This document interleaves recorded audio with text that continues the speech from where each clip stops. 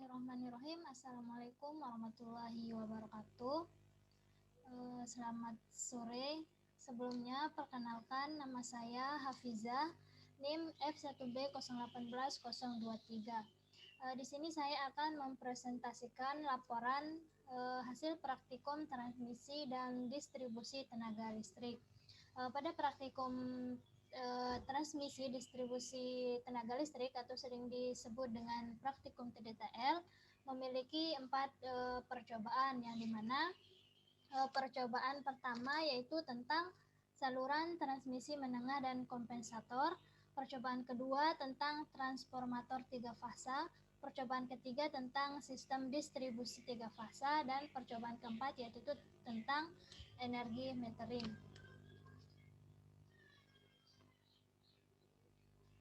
Percobaan pertama yaitu tentang saluran transmisi menengah dan kompensator. Pada percobaan pertama ini memiliki 2 sub. Sub pertama yaitu tentang saluran transmisi menengah. Adapun tujuan percobaannya pada saluran transmisi menengah udara dan kabel. Yang pertama yaitu mengetahui model saluran transmisi udara dan kabel, mengukur tegangan kirim, tegangan terima, arus kirim, dan arus terima dari saluran transmisi udara dan kabel. Yang ketiga, mendapatkan konstanta transmisi yaitu konstanta A, B, C, dan D. Yang terakhir yaitu dapat mengetahui unjuk kerja saluran transmisi menengah udara dan kabel. Yaitu di sini ada pun dasar teori, yang dimana saluran transmisi merupakan saluran yang berfungsi untuk membawa tegangan listrik dari pusat-pusat pembangkit ke pusat beban melalui tegangan listrik atau saluran tegangan ekstra tinggi.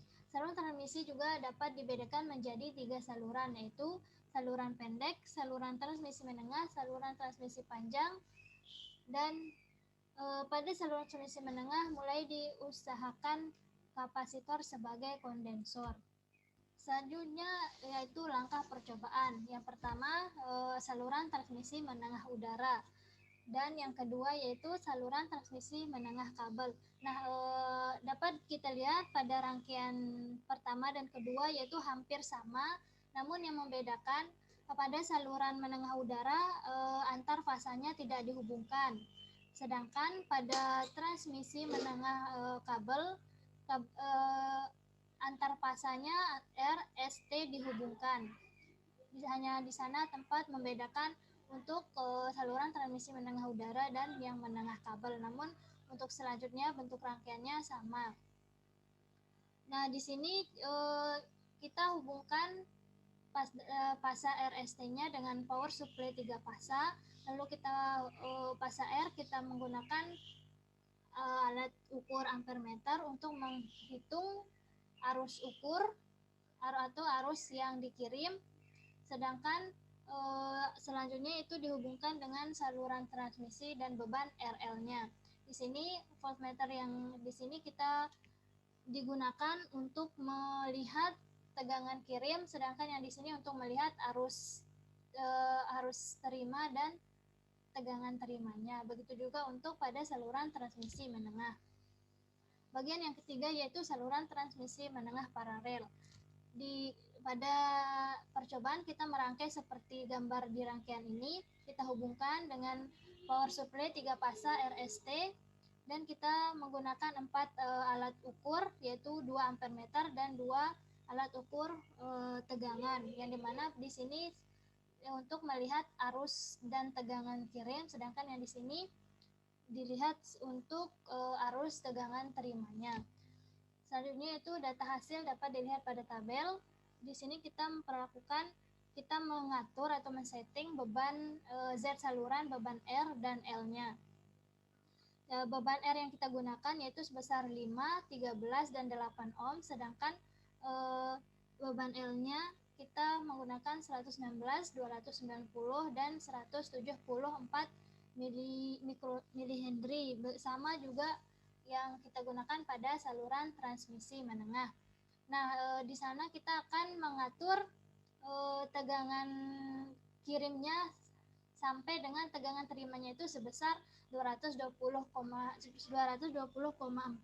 Nah, ketika tegangan terima sampai dengan sebesar 220 volt, maka didapatkan tegangan kirimnya itu sebesar 221,7 volt. Begitu juga dengan di sini. Nah, semakin besar semakin besar beban R dan L yang digunakan, maka tegangan kirim yang didapatkan juga semakin besar. Namun tegangan terimanya konstan, karena di sana kita berpatokan sampai di sana kita menaikkan tegangannya ketika mencapai 220 volt, maka yang kita lihat tegangan kirimnya berapa. Nah, dapat kita simpulkan di sini, ketika semakin besar beban L yang digunakan, maka tegangan kirim yang didapatkan juga semakin besar. Namun sedangkan arus kirim yang didapatkan sebesar 0,16 dan arus terima yang didapatkan sebesar 0,18 ampere. Begitu juga dengan saluran transmisi menengah kabel. Untuk cara praktikumnya sama seperti saluran menengah udara. Yang ketiga yaitu hasil pengamatan saluran transmisi menengah paralel. Di sini kita menggunakan Z saluran, beban R dan L-nya konstan, yang dimana R yang kita gunakan 5 ohm dan L pada beban saluran 116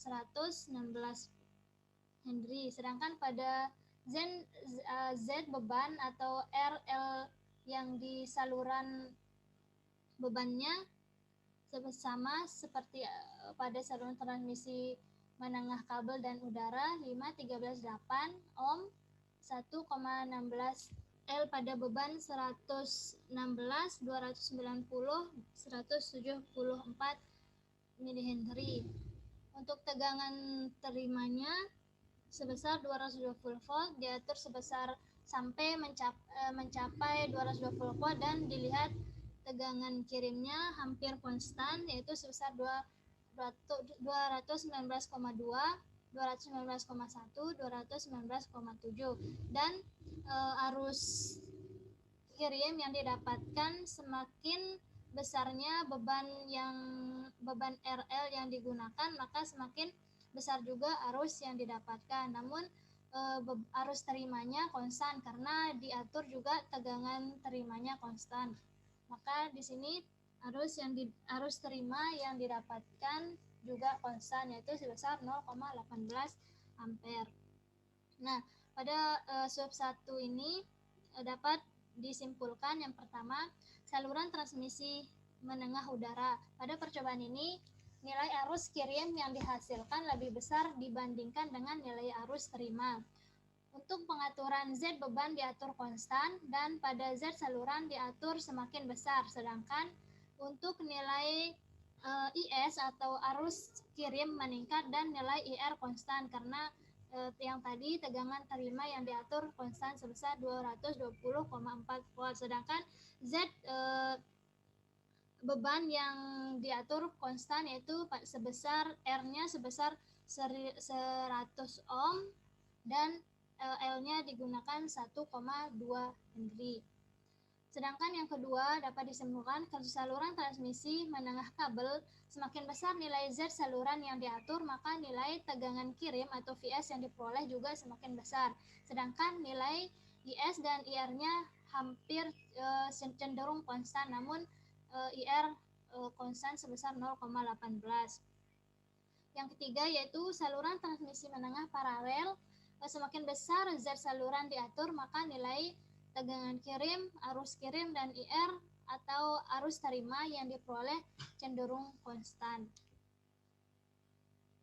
Selanjutnya itu sub kedua, yaitu tentang kompensasi kompensator. Di sini memiliki 3 tujuan, yaitu yang pertama dapat mengetahui model dan cara pemasangan kompensator.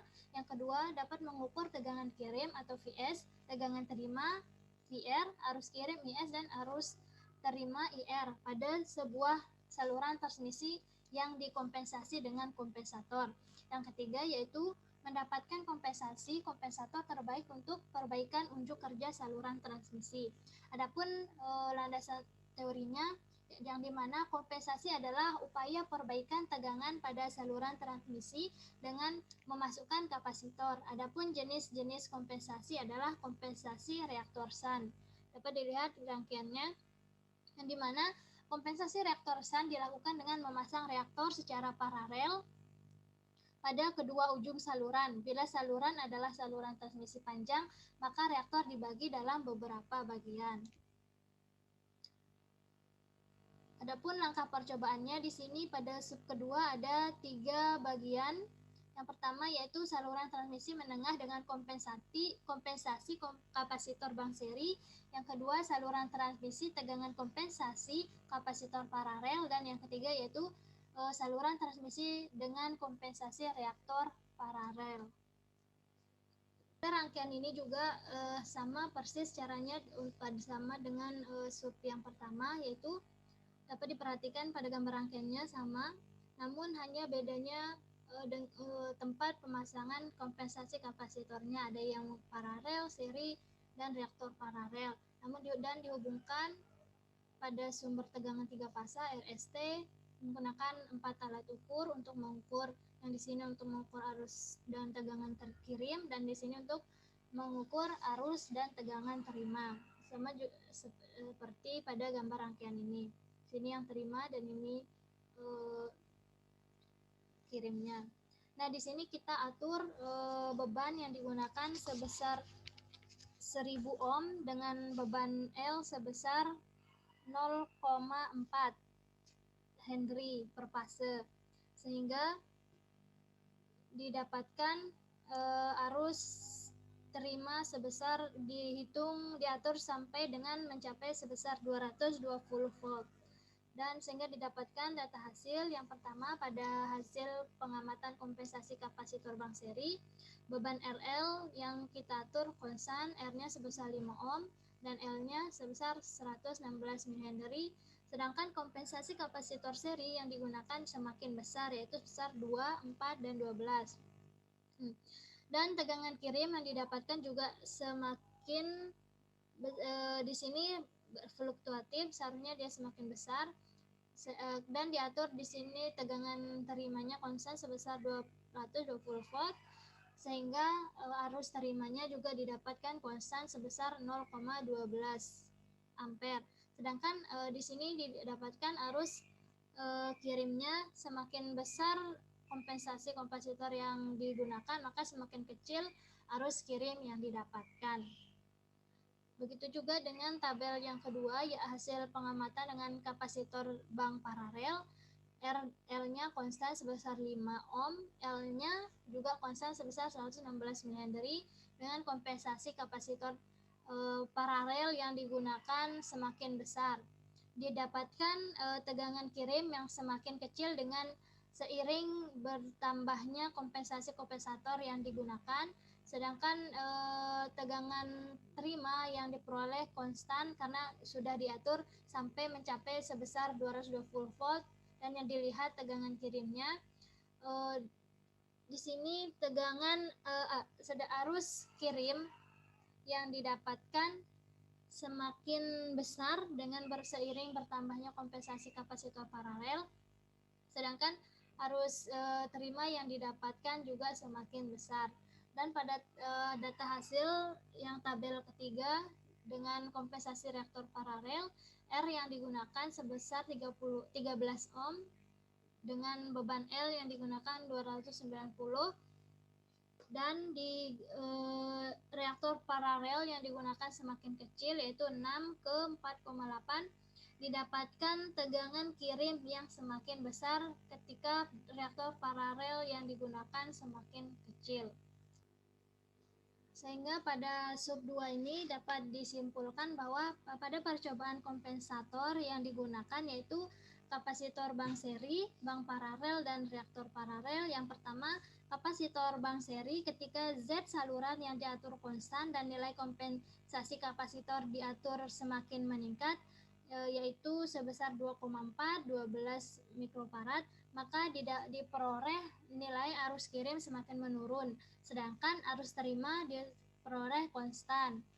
Yang kedua, kapasitor bank paralel. Ketika Z saluran yang diatur konstan dan nilai kapasitor semakin meningkat, maka diperoleh tegangan kirim yang semakin kecil, sedangkan arus kirim semakin besar.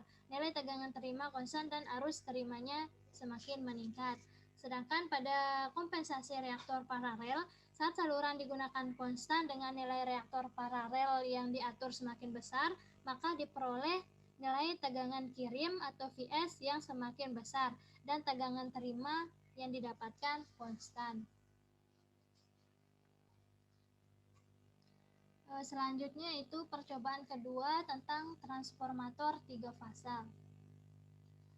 Yang pertama yaitu tentang step transformator, yang dimana memiliki 3 tujuan. Yang pertama, dapat mengetahui model transformator 3 fase yang memiliki step, mengukur sisi tegangan primer dan tegangan sisi sekunder akibat perubahan step pada sisi sekunder untuk hubungan trafo bintang-bintang dan delta bintang. Yang ketiga yaitu mengetahui perbandingan transformasi transformator akibat step transformator.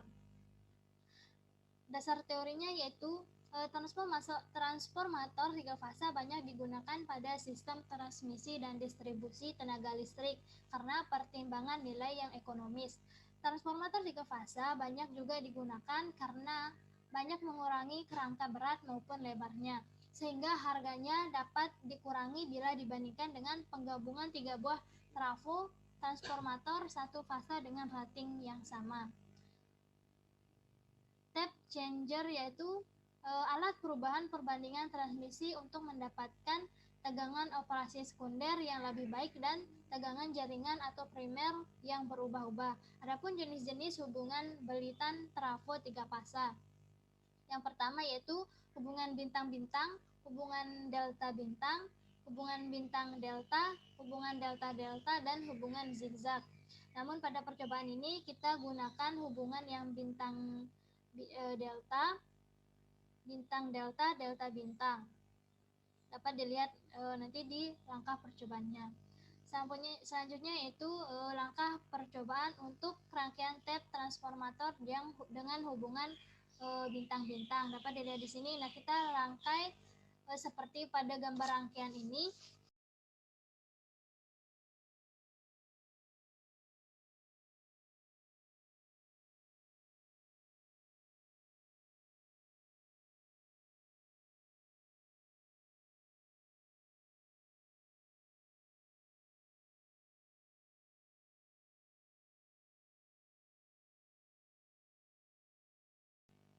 Nah, di sini gambar rangkaian dapat dilihat di sini. Kita merangkai sama seperti gambar rangkaian yang ada di modul, dan dapat dilihat hasil percobaannya dengan hubung bintang-bintang dan delta bintang. Tegangan primernya diatur semakin besar, yaitu 100, 150, dan 220 volt. Begitu juga dengan hubungan bintang delta. Nah, hubungan bintang ini yaitu hubungan yang tidak dihubungkan dengan netralnya, sedangkan deltanya dihubungkan ke netral. Di sini kita menggunakan step trafo sebesar 5%, 380 volt per akar 3, min 5%, min 10%, dan min 15%. Dapat dilihat data hasilnya pada tabel untuk hubungan bintang-bintang dan delta bintang. Selanjutnya yaitu sub kedua yaitu tentang transformasi transformator 3 fasa. Tujuan percobaannya ada 3, yaitu transformator 3 fasa 1x3 dan 3x1. Yang kedua yaitu mengukur tegangan primer, tegangan sekunder, arus primer, arus sekunder, daya sisi primer, dan daya sisi sekunder. Yang ketiga yaitu mengetahui efisiensi transformator 3 fasa 1x3 dan 3x1. Transformator 3 fasa secara umum memiliki kontraksi yang hampir sama dengan transformator 1 fasa. Yang membedakannya adalah alat bantu dan sistem pengamannya, tergantung pada letak pemasangan sistem pendinginnya. pengoperasiannya, dan fungsi dan pemakaiannya. Adapun jenis-jenis transformator tiga fasa. Transformator tiga fasa yang pertama yaitu transformator tiga fasa 3x1. Nah, di sini digunakan tiga jenis transformator satu fasa. Dan yang transformator tiga fasa 1x3 ini, yang tiga fasa trafo transformator satu fasa digabungkan menjadi satu. Adapun langkah percobaannya untuk transformator tiga fasa kita rangkai seperti ini. Dihubungkan fasa RST-nya ke sumber dan netralnya juga ke sumber, dan di sini alat ukur untuk sisi primer, alat ukur untuk mengukur arus ampere dan daya pada sisi primer, dan alat ukur yang ini yang pada sisi sekundernya untuk menghitung arus, tegangan, dan daya pada sisi sekundernya. Begitu juga dengan transformator tiga fasa 3x1. Ini fasa RST dan netralnya dihubungkan pada sumber tegangan tiga fasa atau power supply tiga fasa, dan wattmeter ampermeter tegangan ini untuk menghitung daya, arus, tegangan pada sisi primer, dan ini pada sisi sekundernya. Untuk data hasilnya dapat dilihat pada tabel.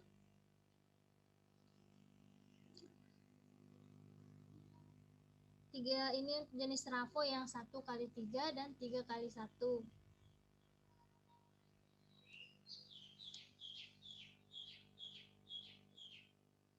Selanjutnya yaitu percobaan ketiga, sistem distribusi tiga fasa. Yang dimana sistem distribusi merupakan berfungsi untuk menyalurkan tegangan listrik kepada konsumen. Di sini yang pertama yaitu pembebanan seimbang dan tidak seimbang. Memiliki dua tujuan percobaan. Yang pertama, mendapatkan pengaruh pembebanan seimbang pada hubung delta dan bintang terhadap daya aktif dan daya reaktif yang diperoleh oleh beban. Yang kedua yaitu mendapatkan pengaruh pembebanan tidak seimbang pada hubungan delta dan bintang terhadap daya aktif dan daya reaktif yang diserap oleh beban. Adapun dasar teorinya, hubungan WYE sering disebut juga dengan hubungan bintang. Hubungan ini dibuat dengan menghubungkan titik awal atau titik akhir dari ketiga fase ke satu titik yang dinamakan netral. Hubungan ini dapat dilihat pada gambar rangkaian ini. Jadi hubungan bintang ini menggunakan 4 kawat yang dimana per fasanya dihubungkan ke satu titik dan dihubungkan ke netralnya. Selanjutnya itu untuk langkah percobaannya dapat dilihat pada gambar titik 1 yaitu rangkaian percobaan pembebanan seimbang dan tidak seimbang beban hubung bintang, dan yang gambar titik 2 yaitu untuk gambar rangkaian percobaan pembebanan seimbang dan tidak seimbang hubung delta. Rangkaiannya sama, namun bedanya hanya di hubungan di beban RL-nya, ada yang dihubungkan dengan hubung bintang, dan yang kedua yaitu dengan hubung delta untuk beban yang seimbang dan tidak seimbang. Nah, data hasilnya dapat dilihat pada tabel 3.1 untuk beban seimbang, dan untuk pada tabel 3.2 hasil pengamatan untuk percobaan beban tidak seimbang. Nah, pada percobaan ini dapat disimpulkan yang pertama, pada pembebanan seimbang diketahui pada hubungan delta didapat nilai daya aktif dan reaktif yang semakin kecil seiring bertambahnya beban. Hal ini juga berlaku pada hubung bintang. Dapat dilihat pada tabel, daya yang didapatkan semakin kecil seiring bertambahnya beban RL-nya. Dan yang kedua, pada percobaan pembebanan tidak seimbang diketahui pada hubung delta nilai daya aktif semakin kecil seiring bertambahnya beban, sedangkan daya reaktif bersifat fluktuatif. Berbeda halnya dengan hubung bintang yang dimana daya aktif dan reaktifnya didapatkan fluktuatif atau tidak seimbang, tidak semakin kecil, tidak semakin besar seiring bertambahnya beban. Yang kedua, sub kedua yaitu perbaikan faktor daya. Di sini memiliki dua tujuan percobaan. Yang pertama, mengetahui perubahan faktor daya, daya aktif, daya reaktif untuk pembebanan seimbang hubungan bintang dengan perubahan kapasitor hubung delta dan hubung bintang.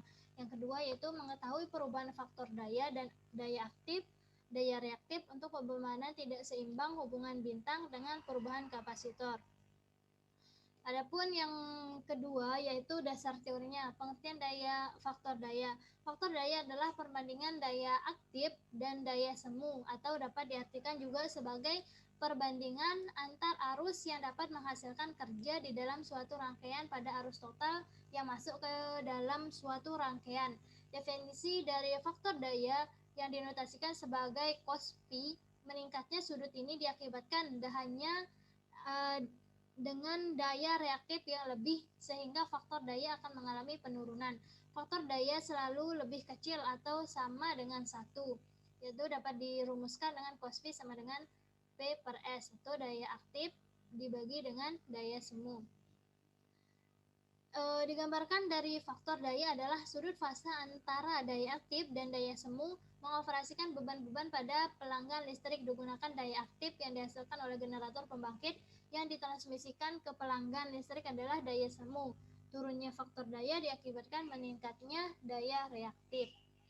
Adapun langkah percobaannya dapat dilihat pada gambar 3.3 untuk perbaikan faktor daya saat pembebanan seimbang dan tidak seimbang.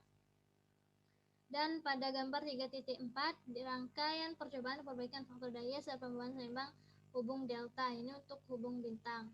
Dapat dilihat sama, ini dihubungkan ke power supply 3 fasa, saluran transmisi, dihubungkan wattmeter, ampermeter, ada 4 dan tegangan. Bedanya di sini pada beban hubungan untuk dihubungkan beban RL-nya di sini digunakan untuk hubung bintang dan sini untuk kapasitor, dan beban RL-nya dihubungkan secara delta. Dan data hasilnya dapat dilihat pada tabel 3.9 dan 3.10. 3.9 pengamatan beban seimbang faktor daya awal pada hubung delta, hubung bintang, beban RST-nya pada pasa R, beban R-nya sama digunakan sebesar 500 dan L-nya juga sebesar 1 Henry. Sedangkan kapasitor yang digunakan semakin besar dan cos P yang didapatkan juga semakin pada hubung delta, cos P yang didapatkan semakin besar, sedangkan pada hubungan bintang didapatkan cos P yang semakin kecil. Sedangkan untuk daya didapatkan semakin besar seiring bertambahnya kapasitor, sedangkan pada hubung bintang didapatkan daya yang semakin kecil. Sedangkan untuk Q-nya, untuk daya semunya didapatkan semakin besar untuk pada hubungan delta, dan pada hubung bintang didapatkan semakin kecil. Begitu juga dengan tabel 3.10 pada beban tidak seimbang. Hubung delta dan hubung bintang digunakan beban L pada fase RST-nya sama, dan kapasitornya yang digunakan semakin besar yaitu 248. Cos P yang didapatkan konstan pada hubung delta, sedangkan pada hubung bintang fluktuatif. Daya yang di hubung delta semakin besar, sedangkan pada hubung bintang fluktuatif. Begitu juga dengan nilai daya semuanya atau daya reaktifnya. Sehingga pada sub 2 ini dapat disimpulkan pada percobaan perbaikan daya saat beban seimbang didapatkan nilai daya aktif pada hubung bintang semakin meningkat seiring bertambahnya nilai kapasitor. Begitu pula dengan nilai daya reaktifnya. Berbeda halnya dengan hubung bintang yang dimana daya aktif dan reaktifnya semakin kecil seiring bertambahnya nilai kapasitor, sehingga dapat disimpulkan nilai faktor daya pada hubung delta cenderung konstan, sedangkan pada hubung bintang bersifat fluktuatif. Dan yang kedua, pada percobaan perbaikan faktor daya saat beban tidak seimbang didapatkan nilai faktor daya yang konstan pada hubung delta seiring bertambahnya nilai kapasitor dan daya aktif dan reaktifnya berbeda dengan nilai pada hubung bintang yang bersifat fluktuatif. Selanjutnya yaitu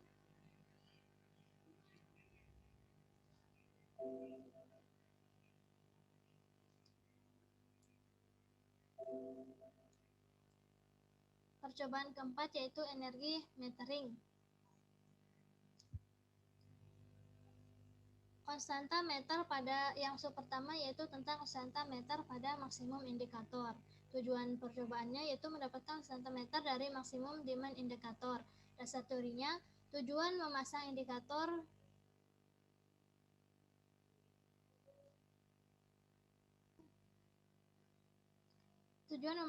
permintaan maksimum adalah untuk memastikan bahwa konsumen membagi beban-beban biaya modal yang dapat terjadi pada pemasangan pembangkit pada kapasitansi yang lebih tinggi untuk memenuhi permintaan konsumen dan karena itu akan meningkatkan biaya modal secara merata. Salah satu tipe indikator permintaan maksimum adalah like indikator permintaan maksimum. Nah, energi metering ini adalah energi metering untuk alat untuk membaca kebutuhan daya pada konsumen. Angka percobaannya dapat dilihat pada gambar rangkaian 4.1 dihubungkan persis sama seperti gambar rangkaian dan data hasil yang didapatkan pada pengamatan konstanta meter dari maksimum demand indikator. L yang digunakan semakin kecil dan daya yang didapatkan semakin besar seiring semakin kecilnya beban yang digunakan, maka daya yang didapatkan semakin besar. Arus juga yang didapatkan semakin besar, sedangkan tegangannya konstan. T atau rotation second ini kecepatan berputarnya piring pada kWh meter. Semakin kecil bebannya maka semakin cepat berputar piringan pada kWh meter. Sedangkan konstanta meter dapat dilihat pada alat kWh-nya dan faktor daya yang didapatkan konstan sebesar 0,99. Sehingga dapat disimpulkan untuk perhitungan konstanta meter atau C pada kWh meter dan kVAR meter dapat menggunakan rumus C sama dengan 1 per daya dikali T per H. Dan yang kedua yaitu semakin kecil nilai beban yang diberikan maka nilai arus dan daya yang didapatkan bernilai semakin kecil sehingga putaran piringan akan semakin cepat untuk kWh meter dan kVAR meter. Sub kedua yaitu konstanta meter pada kWh meter dan kVAR meter dengan tujuan percobaan untuk mendapatkan konstanta meter dari kWh meter dan kVAR meter. Dasar teorinya yaitu prinsip kerja kWh meter. Dalam kWh meter terdapat dua buah kumparan yaitu kumparan arus yang dihubungkan seri dengan sumber dan kumparan tegangan dihubungkan dengan paralel.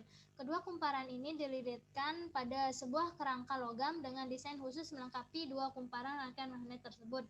Sebuah piringan dielektris reaksi arus putar dan medan kumparan tegangan membangkitkan sebuah torsi terhadap piringan dan membangkitkan piringan untuk berputar.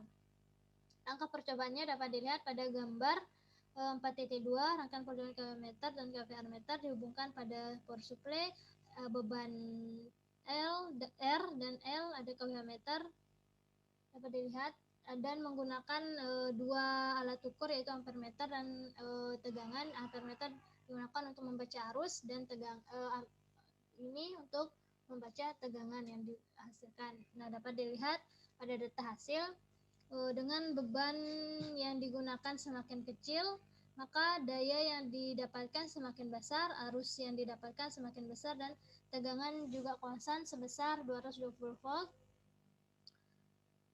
T atau rotation second WH yang didapatkan semakin kecil seiring semakin kecilnya beban yang digunakan.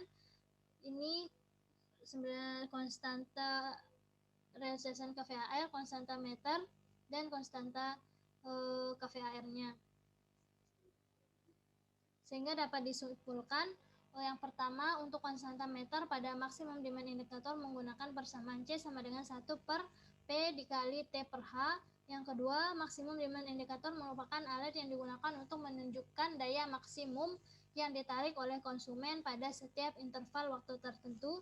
Dan yang ketiga yaitu semakin kecil beban yang diberikan, maka arus yang dihasilkan juga semakin besar, sehingga kecepatan putaran yang didapatkan semakin kecil saat beban dinaikkan dan konstanta meter yang didapatkan konstan. Yang ketiga yaitu menghitung daya dengan konstanta meter. Di sini terdapat dua percobaan. Yang pertama, mendapatkan konsumsi daya aktif dengan menggunakan konstanta meter kWh meter.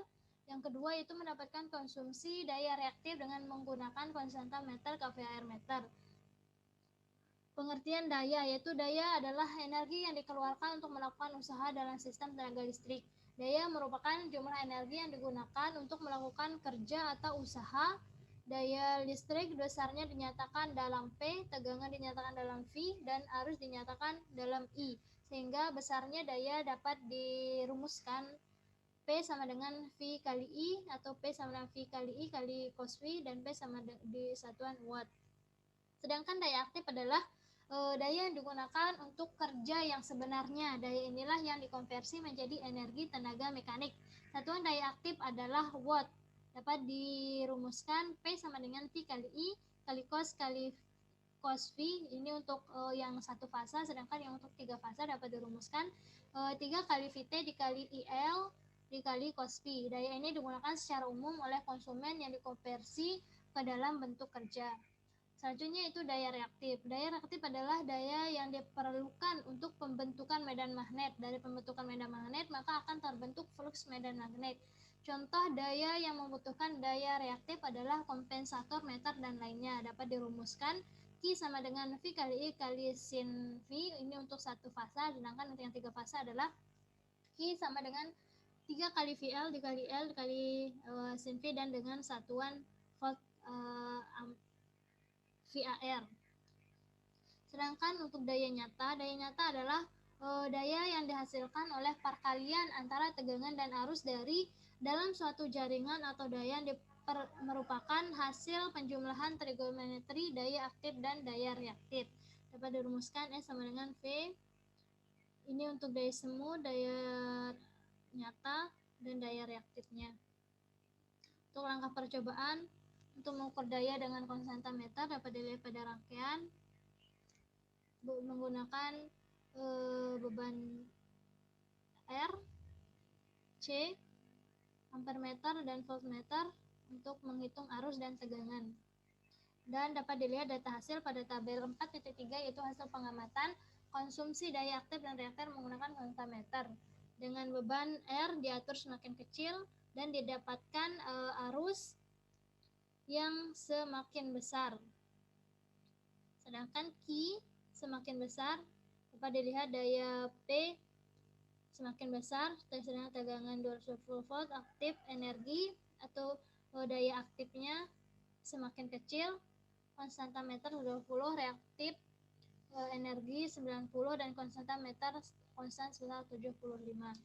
Nah, pada percobaan ini dapat disimpulkan untuk daya aktif yang dikonsumsi akan semakin besar seiring dengan perubahan beban. Hal ini dikarenakan waktu putaran dan penurunan beban. Yang kedua yaitu untuk daya reaktif bernilai konstan seiring dengan penurunan beban. Hal ini dikarenakan waktu putaran piringan yang konstanta seiring dengan penurunan beban yang digunakan. Sekian dari saya. Saya ucapkan terima kasih. Assalamualaikum warahmatullahi wabarakatuh.